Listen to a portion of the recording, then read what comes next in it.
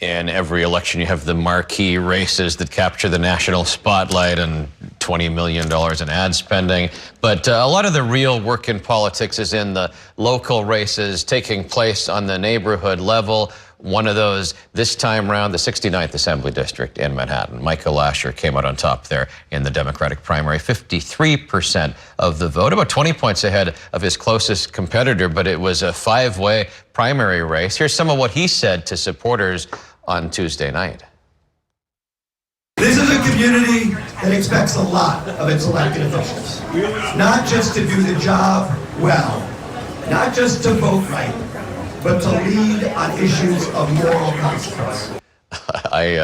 I lived not far from this district, a little bit south of this district on the west side for years. I would agree with that there is a high expectation on the part of some west side voters. Lasher now competes in the general election in that district that includes that section up to 125th Street in Morningside Heights. Micah Lasher joins me in studio now. Congratulations. Thank you so much, Pat. I talk about the unglamorous local election. There's no $20 million worth of ad spending in your district. No, it's a lot of greeting people at subway stations and getting together with a dozen folks in a living room, and we did that for months, and it was a great pleasure. What resonated with people? You know, I think folks are concerned about cost of living, cost of housing, cost of childcare. These are issues obviously that are affecting the whole city, but I think it's really comes home to people on the west side as well.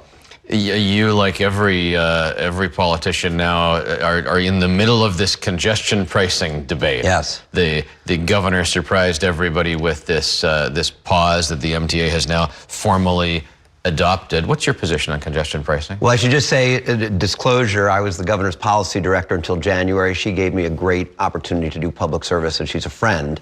And so I say this with that as a preface, but I do think she made a mistake in delaying congestion pricing. We have a terrific congestion problem in Manhattan. We have to get people to more sustainable forms of transit. We have to fund the MTA's capital plan. Congestion pricing was the right policy, and it still is the right policy.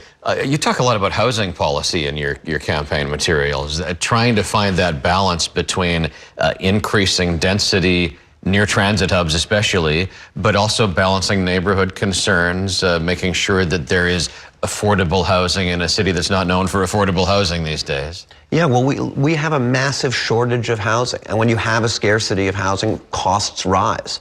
And we have to, you know, the Regional Plan Association thinks we need about 1 million housing units over the next 10 years. We've got to start working on that. Transit hubs are the place to start, but we have to ask every community to do its part. But every community, not unilaterally, but there's generally pushback. Absolutely. People will agree that we need more housing, we just don't want it on my block. Absolutely, and I tried throughout the campaign to be very honest and forthright and candid with folks when I was talking to them about the need to build housing, that if we're going to solve our housing crisis, that is going to mean building housing. Part of what a local elected official deals with is the most local of concerns. One of the things that you've been hearing about, vacant storefronts and scaffolding that just won't go away. Yes. Again, it's not glamorous, but these are the concerns that people have, and they're going to bring them to you now. No, and if I were a voter talking to a candidate, I think the thing I'd been there about is scaffolding. You walk up Broadway on the Upper West Side, and it's vacant storefront after vacant storefront after scaffolding. And we have to look at the perverse incentives that are in our property tax law and our banking regulations that make it sometimes more affordable to leave a scaffolding up than to actually do the repair work on a building. You are off into a general election campaign now. Thanks for coming in this morning to talk to us. Thank you so much for having me.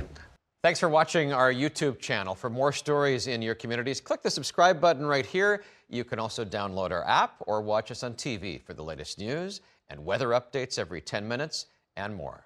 We'll see you then.